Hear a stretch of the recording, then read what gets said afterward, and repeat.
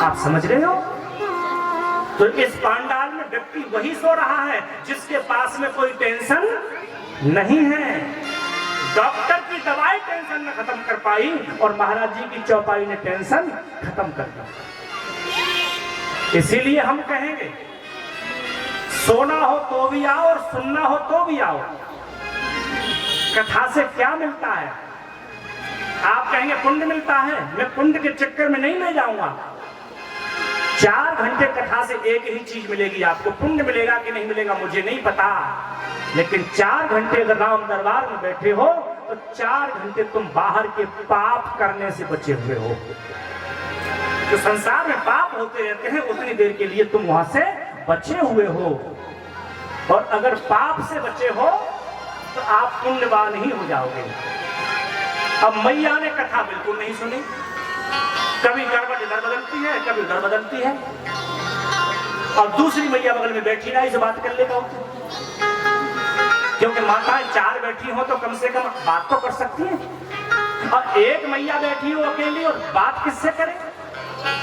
मैया को चैन नहीं पड़ा, बैठ ही रही। इसीलिए बाबा ने नाम लिखा सुनी महेश परम सुख माने। आए 2 व्यक्ति और नाम लिखा, एक व्यक्ति का कथा नहीं सुनी। और महादेव विदा मांग करके मुनराज से जाने लगे तो रास्ते में सोचने लगे कि राम कथा अगर सुनकर के आया हूं तो श्री राम का दर्शन भी होना चाहिए। और मेरे परमात्मा भी बड़े कौतुकी हैं, सामने से आ रहे हैं, हासीते हासीते हासीते रोते चले आ रहे हैं, वृक्षों से पूछ रहे हैं पता जानकी कहां। कई बार लोग कहते हैं क्या राम का इतना विवेक चला गया था कि वृक्षों से पूछने लगे? क्या राम का इतना विवेक चला गया कि पशुओं से पूछने लगे? क्या नारी के गम में इतने डूब गए कि वृक्ष बताएंगे? भैया प्रेम इसी चीज का नाम है। प्रेम में नेम नहीं होता है। जहां प्रेम होगा वह बुद्धि काम करेगी ही नहीं, क्योंकि प्रेम यहां से होता है और तर्क यहां से होता है। जानकी के वियोग में हे खग हे मृग मधुकर श्रेणी तुम देखी सीता मृग ने। हे वन्य जीवों, हे वृक्षों, मेरी जानकी का पता बताओ, मेरी जानकी कहाँ है? राम रो रहे हैं सीता के वियोग में। और जैसे ही महादेव ने राम को सामने से आता देखा, आंखों से आंसू चलने लगे बाबा के, क्योंकि राम साक्षात प्रेम है। और जैसे राम को देखा, जय सच्चिदानंद जग पावन। देखिएगा महादेव को सबसे प्यारा नाम है राम, लेकिन राम को देखा तो राम नहीं बोला, जय सच्चिदानंद जग पावन। अस कह चले ओ मनोजन सावन। सच्चिदानंद कहा। क्यों क्यों कहा सच्चिदानंद? कोई बच्चा अगर दूर है अपने पिता से और उससे उसके पिता का नाम पूछा जाए तो बालक तुरंत बता देगा कि मेरे पिताजी का नाम तोताराम है। लेकिन पिताजी ही सामने हो, पिताजी ही सामने हो तो बालक अपने पिता का नाम लेने में संकोच करता है।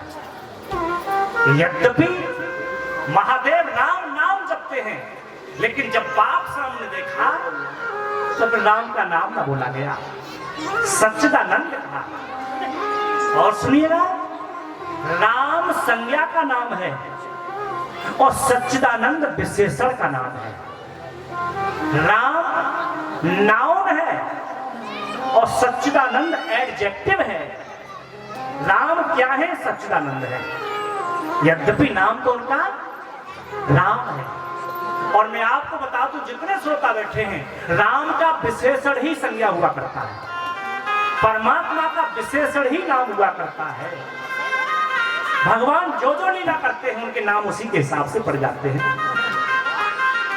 भगवान ने माखन चुराया, नाम पड़ गया माखन चोर।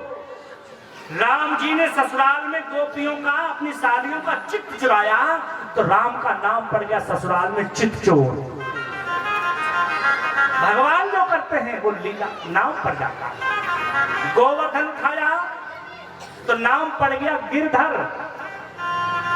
ठीक है, नाम एडजेक्टिव के हिसाब से पढ़ते भगवान के। प्रणाम किया लेकिन मैया ने प्रणाम नहीं किया। मैया कहती है हम नहीं प्रणाम करेंगे। क्यों? ये सामने वाले बच्चे रोते हुए आ रहे हो, तुम भगवान बता रहे हो इनको। और पति जिसको प्रणाम करे तो पत्नी को बिना पूछे प्रणाम कर लेना चाहिए, क्योंकि वह पत्नी अपने पति का भी अपमान कर रही है। जिसका पति प्रणाम कर रहा हो और पत्नी प्रणाम न करे तो केवल उसी का अपमान नहीं, अपने पति का भी अपमान कर दिया। वो ये कहना चाहती है कि जितना मैं जानती हूं उतना तुम नहीं जानते हो। अब मैया बार बार उंगली उठा रही है, ये ब्रह्म नहीं हो सकता। कौन है इनके बारे में बताओ। महादेव की आंखें भर आए, कहा देवी जिनकी गाथा को तुम ऋषि गा रहे, हम जहां से आ रहे हैं